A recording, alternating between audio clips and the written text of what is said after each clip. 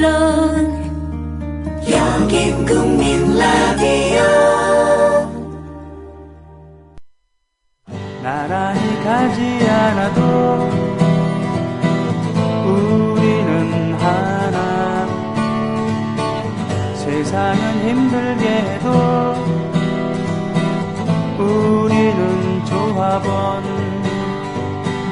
우리는 하나.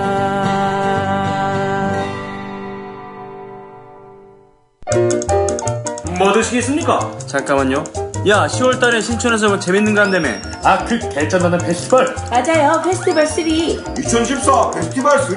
그게 뭡니까? 뮤지션들 18팀이 펼치는 뮤직 페스티벌. 언제? 어디서? 10월 25일 토요일. 신촌 연세로 차 없는 거리에서 오후 2시부터 하루 종일. 노래만 하는 거야? 아니요, 거리 퍼포먼스랑 만화가들의 캐리커처, 아트마켓도 열린대요. 가만히 있지 않겠다는 사람들 다 모여. 제목이 뭐라고요? 2014 페스티벌 3. 많이 놀러오세요.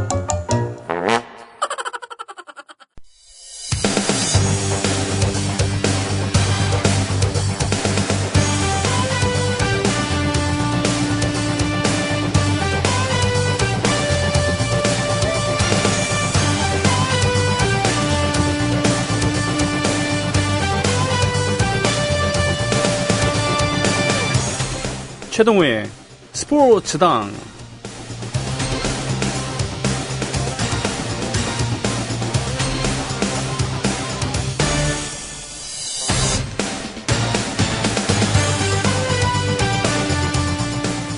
자, 고국에 계신 동포 여러분, 뭐 이런 단어, 이런 표현이 있었고요. 또 건각들, 뭐 대안의 거나, 뭐 기대주, 격파, 분투, 분루, 뭐 이런 단어들 모두 스포츠 경기에서 쓰는 용어들입니다. 대단하죠? 뭐 전쟁하는 것도 아니고 말이죠. 자, 스포츠는 스포츠다. 아니다. 스포츠는 군역이다. 아니다. 스포츠는 정치다. 뭐 이런 얘기들 많이 있겠습니다만, 제 앞에 앉아 계신 최동호 선생에게 스포츠는 과연 무엇인지 모르겠습니다. 자, 안녕하십니까? 예, 안녕하세요. 네, 최동호 선생에게 스포츠는 뭘까요? 여러 가지 의미를 갖고 있죠. 네. 그러니까 제 개인적으로는 저한테는 밥벌이고요. 예. 그 연구의 대상이기도 하고. 네. 또 우리 정책적으로 봤을 때 결국에는 스포츠는 뭐냐면은 복지입니다. 복지. 개개인의 그 삶의 질을 높여주는 것이 이제는 스포츠다. 네. 정부가 해야 될 일, 금메달 따는 것보다도 이 국민 개개인이 개인의 삶의 질을 높이기 위해서 운동할 수 있도록 최소한의 여건을 보장해줘야 된다. 이제 체육정책에서는 네. 이런 것도 주장하고요. 해외로 나가가지고 나라들끼리 모여가지고 하는 이 국제적인 종합대회, 올림픽이나 아시안 게임이나 뭐 45억 아시아의 꿈 얘기하고 네. 폐막식 때문에 하나가 됐다 얘기하는데 다 공허한 얘기죠. 사실대로 얘기하면은 이거는 정치입니다. 그렇군요. 국력의 정치. 과시이고요. 네네. 보통 그 스포츠를 좋아하고 스포츠 캐스터들, 스포츠 평론가들은 너나 없이 분위기를 띄우고 말이죠. 예. 아시안 게임에서 이러저런 성과를 거뒀다. 금메달을 80개 가까이 따갖고는 종합 2위 했다. 역시 스포츠 강국이야. 뭐 이렇게 하면서 서로 띄워주기 바쁜데 상당히 표정이 어둡습니다. 아시안 게임 얘기를 하시는데. 그 열받죠. 여러 가지로 열받는 게 많이 있는데, 그러니까 이제 정리가 됐으니까 네네. 우리가 이제 기억나는 거 하나, 두 개 정도씩만 얘기를 해볼까요? 예, 좀 부탁드릴게요. 개막식 때 이제 굉장히 저도 이제 실망을 많이 했습니다. 예. 그 임권택 감독하고 장진 감독. 그 둘의 이름이 있었기 때문에 더더욱 실망이 컸겠군요. 예, 그렇죠? 그랬죠. 그런데 이제 조금 화가 났던 이유는 네. 그러니까 아시안 게임을 개최를 하면은 우리에게 기회가 주어진 거거든요. 네네. 어떤 기회냐 하면은 앞서도 말씀드렸습니다만은 이 아시안 게임 같은 이 국제적인 종합 경기 대회는 스포츠 그 이상이거든요. 네네. 보여줄 수가 있다. 그럼 뭘 보여주냐? 우리가 갖고 있는 문화적인 저력을 보여줄 수 있다는 얘기거든요. 네. 개막식이나 폐회식을 통해서 또는 의원 문화나 보름 동안에 인천의 모든 시내를 통해서 네. 저는 기대를 했었어요. 뭘 기대했었냐면은 이 스포츠당을 초반서부터 계속 들어오셨던 분들은 아실 수도 있습니다. 뭐냐면은 이 인천이라는 이 공간의 특수성, 역사성, 문화성이 우리 근현대 사회에서는 좀 남다르거든요. 네. 왜냐하면은 구한말의 개항지였었잖아요. 그렇죠. 원산과 인천과 뭐 부산 이런 곳에서는 그래서 근대 문물이 이 통로로 수입이 됐던 겁니다. 그렇죠. 우리나라 최초의 호텔, 우리나라 최초의 철도, 예. 뭐 이런 것들 모두. 예, 지금 정확하게 말씀해 주셨어요. 그래가지고 이 근대 문물에서 철도, 호텔뿐만이 아니라 우리 근대 문물 그리고 그 안에 포함되어 있는 스포츠 중에서도 최초라는 수식어를 갖고 있는 것들이 인천에는 많다 이겁니다. 축구, 축구도 그렇고요, 농구도 그렇고요, 야구도 그렇고요. 아주 오래된 역사를 갖고 있는 팀들이 중고등학교에 많고, 그렇죠. 예, 거기 출신들의 이 원로주 중에서 우리나라 근현대사에 커다란 족적을 남기셨던 분들이 많이 있다는 얘기죠. 네네네. 그러니까 인천만 보더라도 우리 근현대사의 애환을 갖고 있으면서 우리가 우리의 얘기를 보여줬을 때 저는 아시아 국가들이 대부분이 우리와 비슷한 역사를 갖고 있잖아요. 적어도 20세기에 들어서서는.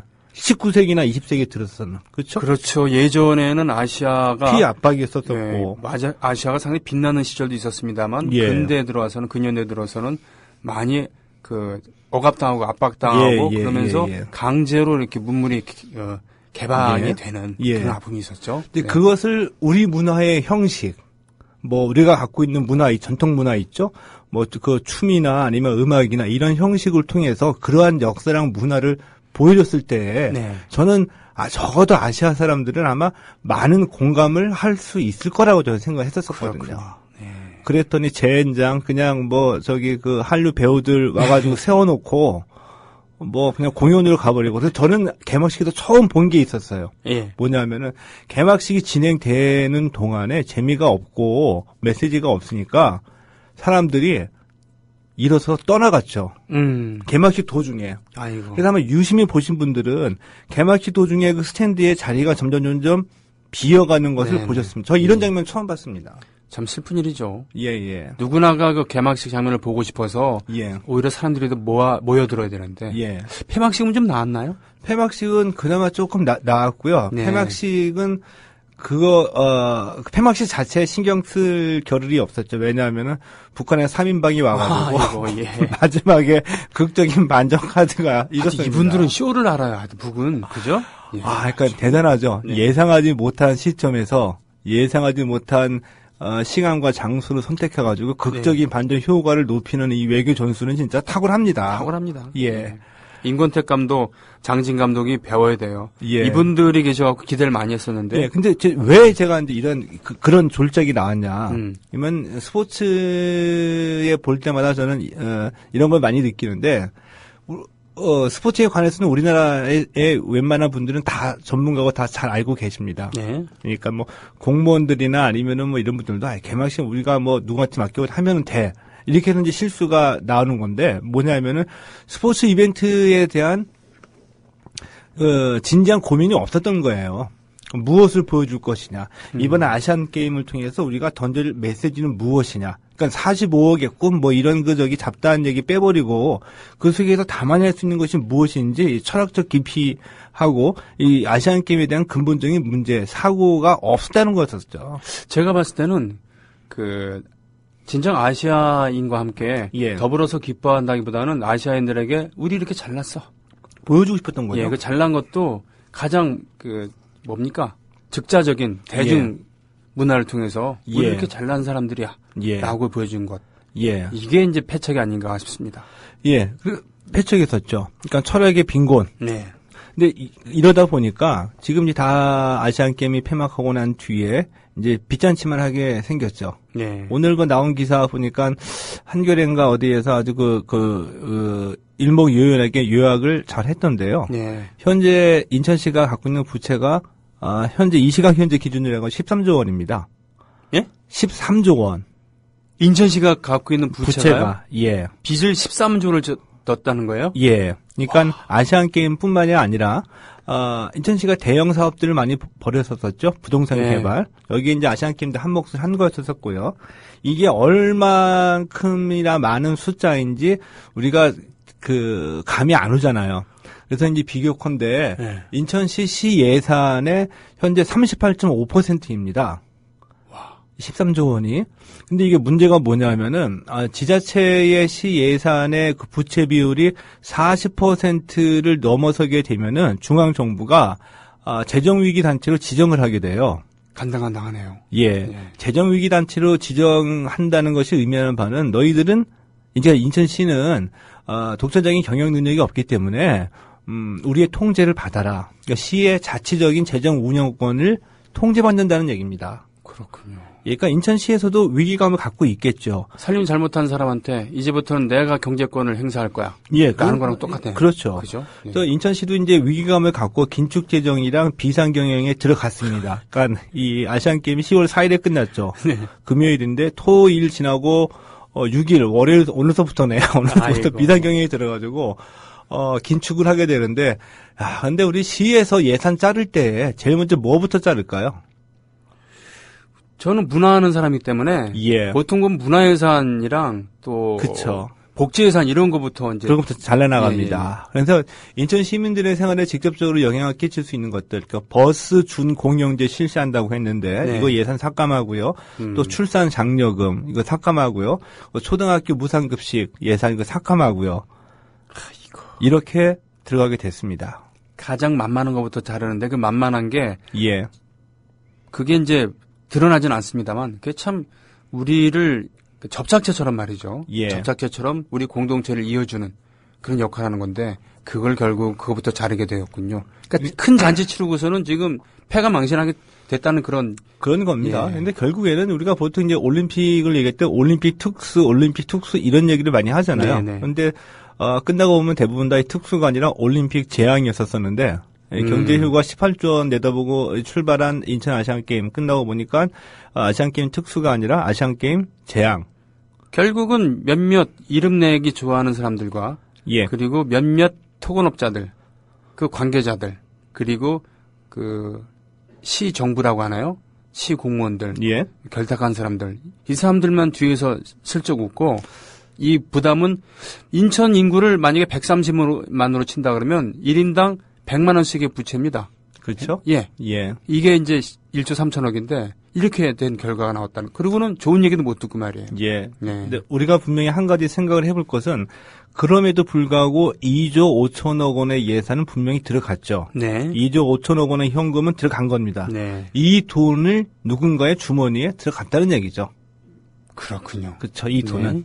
예. 그리고 한 가지 더 이제 말씀드리고 싶은 게 아시안 게임 폐막과 함께 야구에 대해서 이제 말씀을 하신 분들이 많이 계시거든요. 야구 이번에 예. 그리고 우승을 골드 게임 했죠. 승으로 쭉 올라가서 금메달을 차지했잖아요. 근데 네.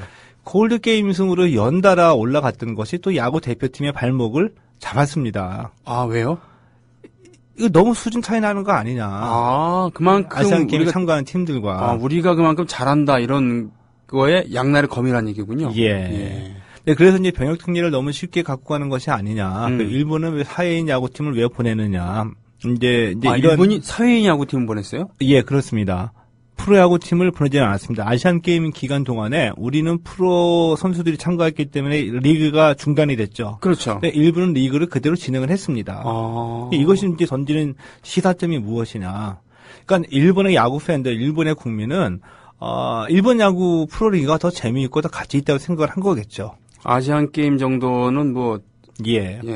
그래서 니들 알아서 하고 이렇게 되는 거군요. 예. 그래서 우리가 예를 들어서 우리가 우승을 했기 때문에 일본을 이기고 우승을 했기 때문에 우리끼리는 우리가 일본 야구를 이겼다라고 얘기는 할 수는 있겠죠.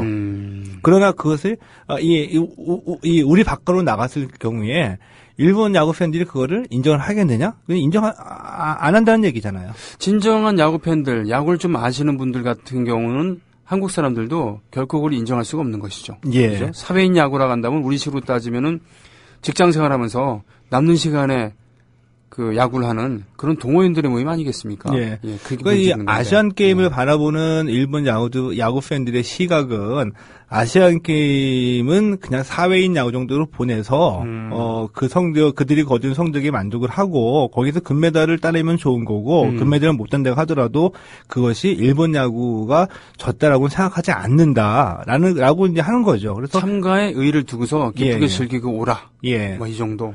올림픽이나 WBC 정도에는 최선을 다하되 아시안 네네. 게임에서는 우리가 그렇게 목 매달지 말자. 이미 우리는 아시아의 최고이니까. 네. 이런 이제 생각을 갖고 있는 거죠. 음. 그런데 예를 들어서 몽골이나 뭐 태국이나 이런 동남아의 그 중국이나 야구들은 일본이나 우리가 지도자들하고 이 장비들을 지원해줘가지고 야구 시장 개척을 위해서 우리가 육성하고 있는 그 나라들이거든요. 대부분 다. 예. 이런 나라들 우리가 불러다가 콜드 게임으로 깼다고 해가지고 우리가 한국 야구 대단하다라고 자화자찬하는 식은 우리도 좀 곤란하지 않을까라는 생각이 들고요. 네. 제 생각은 우리 야구 팬들의 그 의식 수준이 더 올라간다고 한다면은 우리도 아시안 게임 기간 동안에 이 프로야구 우리도 보자. 네. 더 보고 싶다. 그리고 이 프로야구 2군이나 이 대학 선수들 위주로 대표팀을 선발해가지고 그 아시안 게임에 내보내자. 이들에게 경험도 주고 이렇게 얘기가 나오는 때가 저는 올이라고 봅니다. 그렇군요. 생각해보니까 그렇네요. 근데 항상 이제 이런 커다란 국제 경기, 아시안 게임이나 그 올림픽 끝나고 나면은 장애인들 올림픽, 장애인 아시안 게임이 펼쳐지잖아요. 예. 지난주에 어떤 분께서 최동호 선생 오시면 꼭 이거 홍보 좀 해달라고 장애인 아시안 게임 예. 펼쳐진다. 예, 요거에 그 관심 좀 우리가 가졌으면 좋겠다라는 이런 취지로 방송 좀 해달라고 그랬습니다만, 예. 어떻습니까? 곧 시작하겠죠? 예, 매번 이제 올림픽도 올림픽 개최한 나라가 올림픽이 끝나게 되면 장애인 올림픽, 패럴림픽을 개최를 하게 되죠. 네. 그리고 아시안 게임도 똑같이 아시안 게임 개최한 도시에서 아시안 게임 폐막 후에 약 일주일간 장애인 아시안 게임을 개최하게 되어 있습니다. 네. 장애인 아시안 게임도 이제 굉장히 경쟁적으로 되어버리고 있어요. 그 본래의 취지와는 무관하게. 그런데도 불구하고 가서 보게 되면은, 정말 우리 일반 올림픽이나 아시안 게임에서 보기 힘든 장면. 그러니까 그 불편한 몸을 가지고 끝까지 해보겠다고, 경기에 참가하고. 네. 더 눈물겨운 거는 그들을 응원하러 오는 부모님이 계시죠. 예. 그들을 보면 진짜 눈물겨워요. 그렇군요. 사실은 제가 거기서 연락이 와서 그곳으로 낮에 가서 노래 한번 부르고. 그러셨어요? 예, 아니, 오후에 이제 시상을 하기로 했습니다. 19일이랑 23일에. 예. 이렇게 하기로 했는데, 저도 그런 가슴이 벅차오르는 체험을 할 수 있겠군요. 그죠? 예. 알겠습니다. 그러면 아시안 게임에 대해서 이 정도로 정리를 할까요? 예, 그렇게 하시죠. 예. 자, 88 올림픽. 예. 어제 예고를 해주셨던 그런 걸로 이렇게 보면은, 선수 육성 88 꿈나무. 네, 이거에 대해서 얘기를 해주시겠다고 하셨습니다. 88 꿈나무 참 많이 들었어요. 이 얘기를 왜 하게 되냐면 아마 그 흐름을 잠깐 먼저 한번 간단하게 정리를 하겠습니다. 우리가 80년대 얘기 들어오면서부터 88 서울 올림픽 얘기를 했습니다. 네. 그리고 유치 과정을 얘기를 했고요. 그리고 어떻게 준비해 나갔느냐를 지난 시간에 얘기해 나가면서 지난 시간에는 주로 어떤 분위기였는지 아주 살벌한 분위기였었고 88 서울 올림픽을 바라보는 해외의 시각이 그렇게 우호적이지는 않았다라는 얘기를 들었습니다. 그런 와중에 우리 이 전두환 일당의 독재 정권에서는 88 서울 올림픽을 그들의 그 집권의 완성이라고 이제 그 목표를 뒀었기 때문에 그들도 굉장히 목숨을 걸고 올림픽 성공을 위해서 대들었다는 얘기를 준비를 했다는 말씀을 드렸었죠. 그래서 심지어는 특전사에서는 그 영화 마치 우리 쉬리라는 영화 맨 첫 장면을 보면은 이 최민식이 자신의 부하들이 일렬로 서 있는데 그걸 지나가면서 총을 쏘잖아요. 살아있는 사람이 있는데 권총을 쏘죠. 우리 특전사에서는 자기 전우들의 이 상체에다가 방탄복을 몇 개 겹쳐가지고 입혀놓고 실제로 그 심장을 향해서 총을 쐈다. 이런 훈련까지 했다. 할 정도로. 그러게요. 그 얘기 들었었어요. 예. 근데 이제 그 특전사의 그 당시 사령관이 이 민병돈 사령관이었었거든요. 네. 이 양반이 이제 그 후에 육군 사관학교 교장으로 이제 발령받아가지고 임명이 돼서 재직하게 되는데 이때 네. 이제 대형 사고를 하나 칩니다. 네. 왜냐하면은 이 전두환이 물러나고 이제 노태우가 대통령에 올랐을 때에 노태우가 네. 북방 정책에 심혈을 기울였었잖아요. 그렇죠.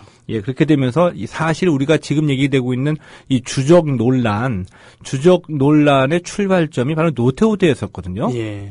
그러면서 이제 그 군부 문화를 일부 민주화 분위기 속에서 청산해야 된다라는 주장들이 강력하게 막 제기되고 그런 분위기로 흘러갔을 때에 네. 이 군부에서 상당한 불만감을 표시를 했었었죠. 어떻게 너가 이럴 수가 있느냐라는 네. 배신감이었었겠죠. 네. 그래서 우리가 60년대, 70년대에나 있었던 언론인에 대한 군부의 테러도 그때 사실 발생한 적이 있었습니다. 그렇습니까? 예, 그게 뭐냐면은 이 88년에 이 중앙경제신문에 이 오흥근 사회부장이 있었는데요. 이 양반이 칼럼을 썼는데 이제 칼럼의 제목이 청산해야 될 군사 문화라는 네. 제목으로 칼럼을 썼습니다. 그러고 났는데 며칠 후에 이 출근길에 그 도심에서 칼로 찔리는 취업포털 사이트. 테러를 당하죠. 네. 근데 이 칼로 찌른 사람들은 정보부대 요원이었었습니다. 그러니까 이런 분위기였다는 거였었죠. 그렇군요. 근데 이런 분위기 속에서 이 89년 3월 21일에 육사 졸업식에서 이제 노태우 대통령이 참가를 했는데 이때 대통령이 참석한 자리에서 이 민병돈 육사 교장이 축사를 하게 되는데 네. 연단에 올라갈 때 대통령한테 격리를 하지 않죠. 네. 완전히 무시하고 연단에 올라섰습니다. 우와. 그리고서 하는 얘기가 이 적성국과 우방국이 어느 나라인지도 기억에서 지워버리려는 매우 회개하고 위험한 일이 벌어지고 있다라고 대통령이 있는 자리에서 이 노태우 대통령의 북방 정책을 강하게 질책을 했죠. 비판했죠. 매파군요. 예. 예. 그러다가 결국에는 옷을 벗게 됐죠. 네. 옷을 벗게 되는데 이 양반은 이 얘기를 왜 하느냐 하면은 아주 아이러니컬해요. 그러니까 전두환 일당들이 이 정권을 찬탈하면서 자기네들 그 집권의 완성을 88 서울 올림픽에 두고서 일로 매진했었잖아요. 네네. 근데 오히려 88 서울 올림픽이 이들의 발목을 잡는 역할을 해내죠. 왜냐하면은 이 86년, 87년 한창 그 민주화 열기, 민주화 운동의 정점을 치달을 때가 있었었죠. 네. 이때 이 올림픽을 바로 2, 3년 앞둔 시점에서 전두환이 그러니까 군대 동원, 계엄령 선포하고 네. 6.29 항쟁이 계속 이어졌을 때에 그렇죠. 예, 실제로 네. 군대를 동원하고 계엄령 선포 직전까지 들어갑니다. 네. 그러니까 이 육군본부를 통해 가지고 전군에다가 이 비상대기 명령을 하달을 했고요. 그리고 각 주요 도시별로 출동할 수 있는 부대들에게 출동 대기 명령을 내렸었었죠. 네. 이때에 군대가 출동하면 우리 모두 다 망한다. 네. 라고 전두환에게 적극 반대한 인물이 있었습니다. 그 누구십니까? 인물이 바로 민병돈이었었죠. 나름 소신이 정말 있는 분이었군요. 소신이 있었었죠. 네, 네. 육사 15기 네. 전두환 노태우 4년 4년 후비였었고 네. 하나의 멤버이기도 했었었는데 근데 이런 양반들의 논리는 우리가 어떻게 고생을 해가지고 여기까지 왔는데 목숨 걸고 여기까지 왔는데 네. 올림픽을 불과 뭐 몇 년 2, 3년 남겨놓은 시점에서 군대를 다시 동원을 해야 되느냐 계엄령까지 선포해서 이렇게 되면 우리 모두 다 망한다. 예. 가지고 계엄령 선포와 군 출동을 적극적으로 반대했는데 어느 정도의 강골이었었냐 하면은 네. 군 출동 반대 의사를 자기가 표명을 하고 만약에 전두환이 노태우가 또 이 군 출동을 강행하게 되면은 자신의 병력을 동원해 가지고 쿠데타를 일으킬 계획까지 갖고 있었다. 청와대를 점령하겠다는. 정말 대단한 강국이군요. 정말 극과 극을 달리는 인물의 성격이죠. 네. 성격의 인물이죠.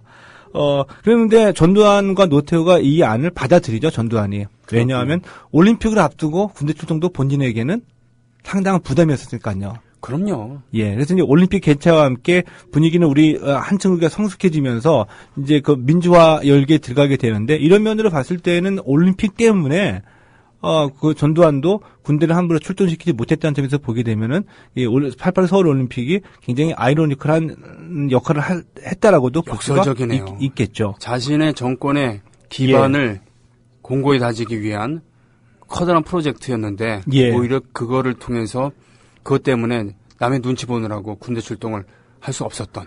예. 그랬죠? 그래서 이제 전두환 정권이 올림픽에서 얻고자 했던 것, 네. 올림픽에서 목표했던 것들이 크게 한 4가지 정도가 있었거든요. 네. 처음에는 이제 그 전두환 정권은 이제 그 대외적으로 발표했던 이 논리하고 명분은 우리나라 같은 이 분쟁 지역에서 올림픽을 성공시켜야지 진정으로 세계 평화에 기여하는 것이다. 예, 예. 그리고 이 올림픽이 서방하고 선진국의 전유물이 되는 것을 막기 위해서 한국에서 개최되어야 된다. 예. 이런 이제 명분을 내세웠고, 이 내부적인 목표는 뭐냐면은 올림픽 준비 과정을 조국 선진화의 과정으로 삼는다. 네. 그러면서 동시에 이 동구권하고 공산국가와 대화의 창구로 활용을 한다라는 것하고, 올림픽에 성공하면 확실한 대북 우위에 올라서게 된다. 여기서 얘기하는 확실한 대북 우위라는 것은 이제 체제 경쟁이나 국력 경쟁은 완전히 게임이 끝나는 것이다. 예. 라고 이제 보는 것이었었죠. 그래서 여기 이제 제일 매달리게 됩니다. 준비를 어떻게 해나가게 되냐면은 제일 먼저 올림픽 조직위원회를 만들어야 되잖아요. 네. 그 당시에 이제 실세들을 모두 총동원을 했습니다. 이제 초대 조직위원장은 이제 김용식이라는 외교관, 아마 기억하시는 분들도 계실 겁니다. 그 주미대사를 오래 했었던 코스튬이 멋있었던. 맞죠. 예, 근데 아저씨. 그 양반은 참 희한하게 그러니까 직업적인 외교관이죠. 이미 네. 60년대에 외교관의 길을 들어가지고 60년대, 70년대에 외무장관을 했던 분입니다. 네. 그러니까 그래요? 정권과 상관없이 그 외교 전문가로 살아남았던 것이었죠. 네네. 이 김용식의 뒤를 이어서 이제 노태우, 박세직 같은 이제 정권의 실세들이 조직위원장을 맡게 되는 것이었죠. 특히 이제 박세직은 64 1기 후배이며 예. 뭡니까? 전두환 노태우의 후계자 정도로 예. 알려졌었던 상당한 엘리트였죠. 상당한 엘리트였었고 박세직도 강거리였었습니다. 네. 대북 침투. 음. 또 있었었죠. 이 영광급 장교 시절에. 그렇군요. 예. 백골부대 사단장을 했었던 예. 그리고 또 영어에도 능통한 예. 국제적인 감각을 갖고 있었던 상당한 엘리트였어요. 예. 네. 이 올림픽 조직위원회를 만들어 놓고 이제 실무를 하게 되고 네. 이 올림픽 조직위원회를 측면에서 이제 그 지원을 해주면서 네. 이 국내의 체육 기반을 다지는 역할을 해야 될 부서가 필요했겠죠. 네. 그래서 우리나라 사상 처음으로 체육부가 창설이 되죠.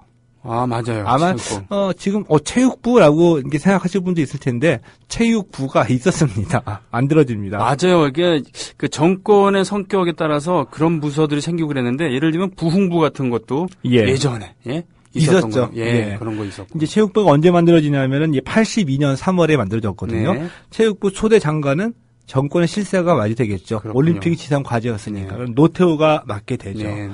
그래서 시간이 흘러가면서 체육부가 91년에 체육 청소년부로 바뀌게 되고요. 네. 그 이후에 93년에 문화체육부로 또 바뀌게 됐다가 이 97년에 문화관광부로 바뀌게 되면서 체육이라는 이름은 빠졌죠. 그렇군요. 문화관광부의 한 국으로 이제 축소가 됩니다. 이렇게 이제 하드웨어 조직을 건설해 놓고 난 다음에 시설물과 안전을 아무리 성공을 해도 우리가 성적이 안 좋고 외국 선수들끼리 잔치를 치르게 되면은 올림픽은 성공할 수가 없다라고 네. 판단해서 선수들을 중점적으로 육성하게 되죠. 남의 잔치만 우리가 잔치를 하는데 남들 예. 좋은 것만 하면 안 된다. 면이 예. 안 선다. 예. 그리고 전두환의 입장에서도 태극기가 올라가는 모습을 보여줘야 되잖아요. 가슴 뭉클한 장면. 뭔가 애국심 이런 걸 보여줘야 되니까. 히틀러가 그래서 예. 그 흑인들에 앞서 갖고는 아리안족, 게르만족 우수성을 보여주겠다고 예. 했는데 제시 오웬즈한테 물 먹고. 예, 그죠? 그랬죠. 예, 예. 그래서 이제 서울올림픽에서 23개 종목의 경기가 열렸거든요. 네, 네. 그러니까 종목별로 선수들을 집중 육성하게 됩니다. 네. 근데 뭐든지 다 돈이 있어야 되잖아요. 네. 그 돈을 전부 다 대기가 힘들다는 얘기입니다. 네네. 그래서 어떻게 했습니까? 또 이 올림픽의 유치와 마찬가지로 이 군부 독재 정권과 자본이 또 야합을 하게 되죠. 기업한테 돈 내놔라. 예. 네. 아예 기업한테 돈 내놔라도 모자라서 네. 기업한테 할당을 하는 겁니다. 넌 얼마?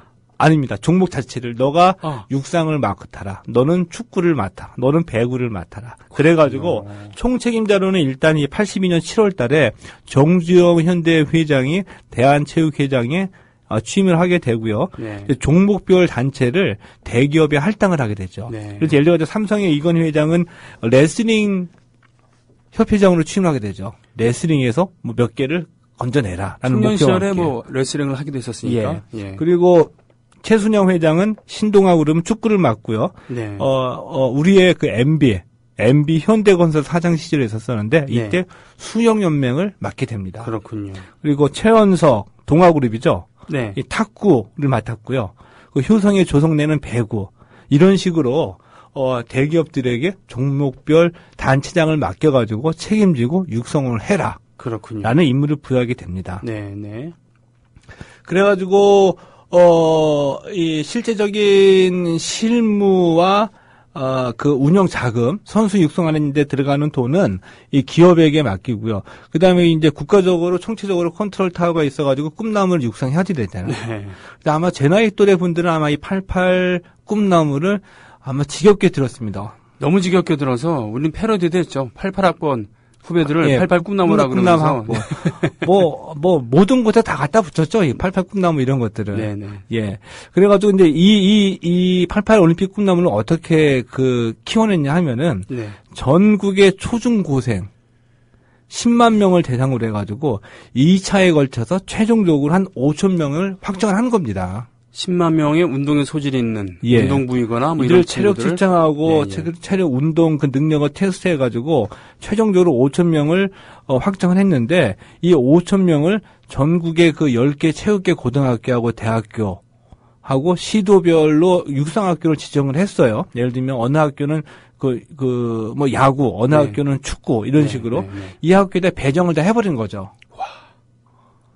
군사작전 같죠? 일사불란하네요. 예. 군사작전이네. 그러면서 1월 달에 이제 다 이 선수들 불러 모아가지고 기초체력 훈련을 실시합니다. 네. 그러면서 여름방학, 겨울방학 때 합숙훈련을 실시를 했죠. 네. 이 합숙훈련은 주로 이제 정신교육, 가장 먼저 정신교육이 되고 그다음에 웨이트 트레이닝하고 서킷 트레이닝이 있었었는데 얼만큼 이 국가적으로 이들을 지원하고 육성했냐 하면은 당시 이제 선수 20명당 코치 1명의 비율로 합숙훈련할 때 배정을 했고요. 시도별로 500만 원씩을 지원을 했습니다. 네. 그래서 이 5천 명 가운데 실제로 이 합숙훈련을 통해 가지고 최종 이 메달 가능성이 있는 재능이 있는 선수 150명을 선발을 해가지고 이들을 장기적으로 유럽 전지 훈련을 보냈죠. 와, 10만 명 중에서 150명이면은 예. 결국은 와. 그래서 우리가 근데 역시 이 밀어붙이기식의 우리 민족의 장점이 있다는 게 서울올림픽에서 우리가 금메달 12개를 따내면서 종합 4위를 기록했었거든요. 맞아요. 이 금메달 12개 가운데 6개가 꿈나무 출신이었습니다. 그러면은 성과 거둔 거네요. 예, 그랬죠. 그래서 그 당시 이제 꿈나무 대부분의 출신이 이제 중학생, 나이별로 봤을 때 중학생이 가장 많았었고요. 네. 중학생 다음에 고등학생이 있었고, 그 다음에 초등학생이 있었었죠. 예. 그래서 이제 분위기가 어땠었냐면은, 소년 체전이 있죠? 네. 전국 소년 체육대회. 네. 이제 83년도에 예를 들어서 이제 전주, 군산, 이리, 요 세 개 도시에서 전국 소년 체전이 개최가 됐었거든요. 네.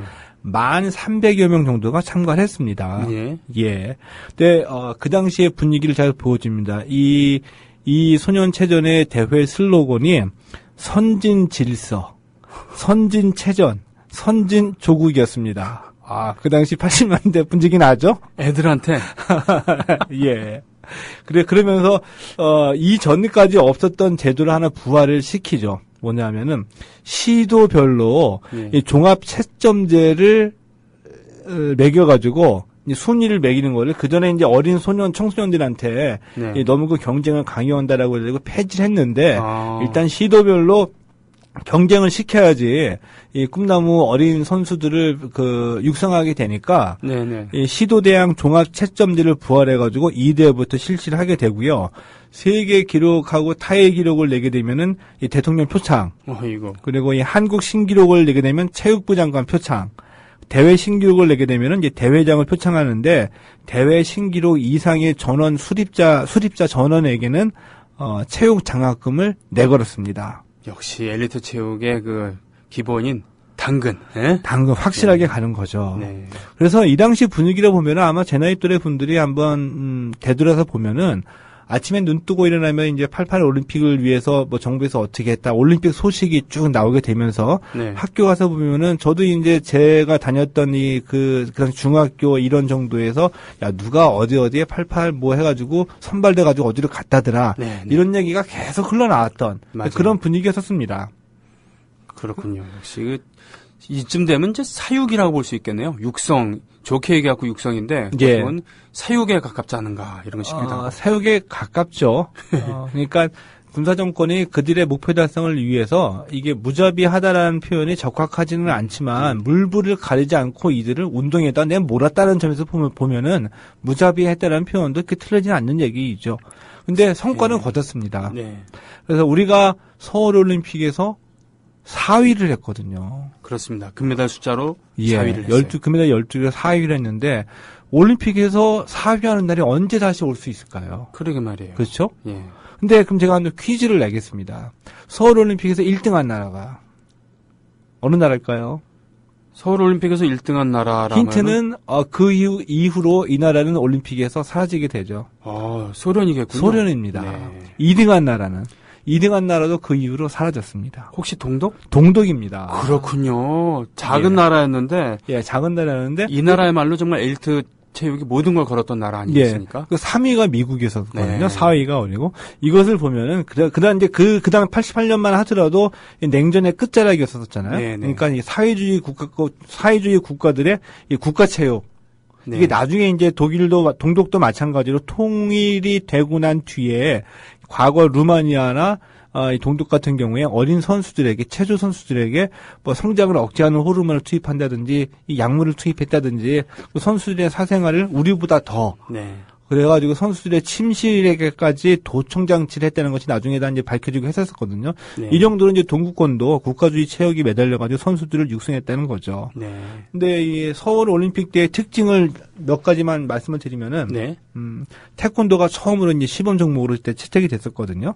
그렇군요. 그리고 서울 올림픽 때 시범 종목으로 채택이 됐다가 2000년 시드니 올림픽에서 정식 종목으로 채택이 됐고요. 태권도. 예. 이게 탁구하고 테니스가 이때 처음으로 정식 종목으로 채택이 됐습니다.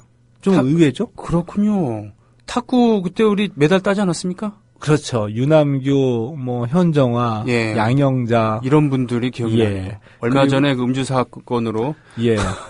좀 물을 빚은 현정화. 예. 그리고 야구가 예. 서울 올림픽에서 열렸습니다. 근데 서울 올림픽 때 야구가 시범 종목이었었어요. 네.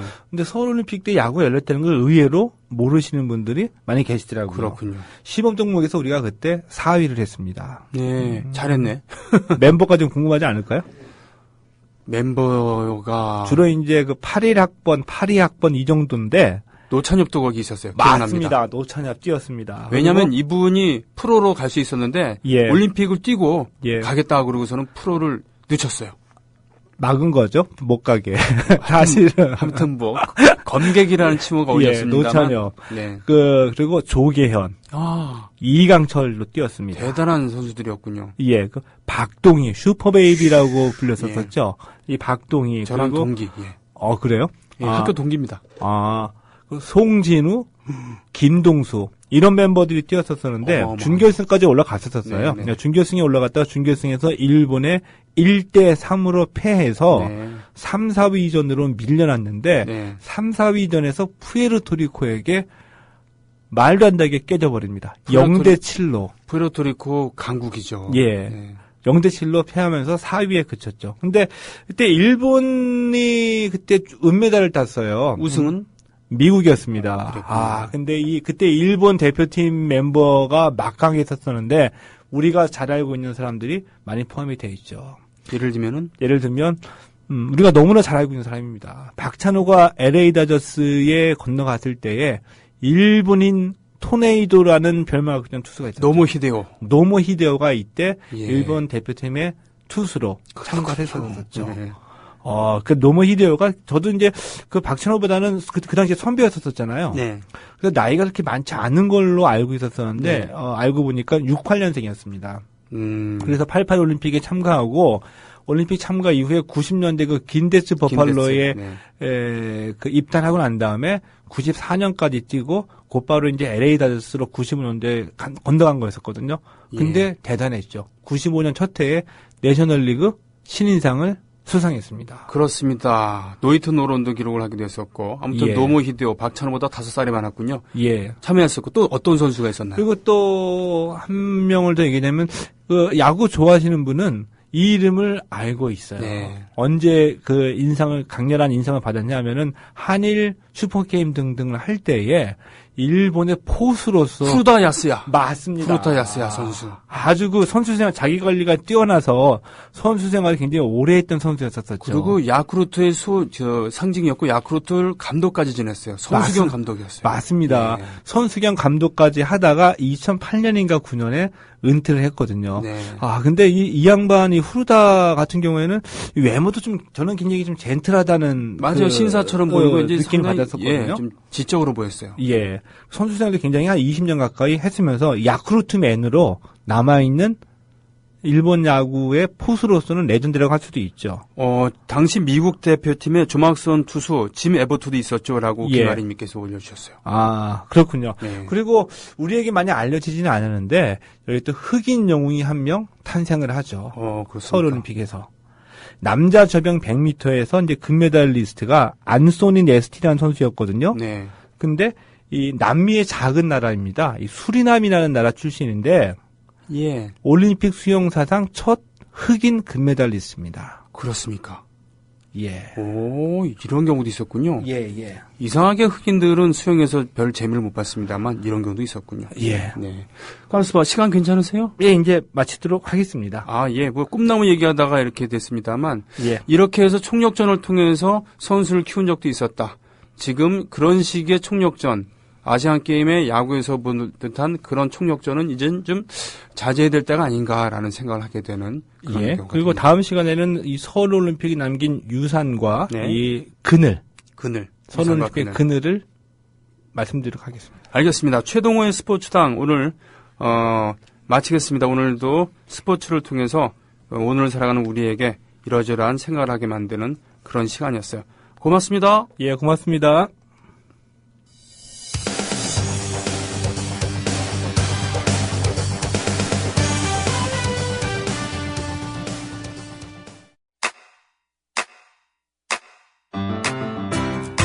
국민 라디오 지지하는 4가지 방법 아시나요? 다운로드하기, 별점 주기, 댓글 달기, 구독하기. 국민 라디오를 보다 많은 이들에게 전할 수 있는 가장 손쉬운 방법. 다운로드하기, 별점 주기, 댓글 달기, 구독하기. 잊지 마세요. 다운로드하기, 별점 주기, 댓글 달기, 구독하기.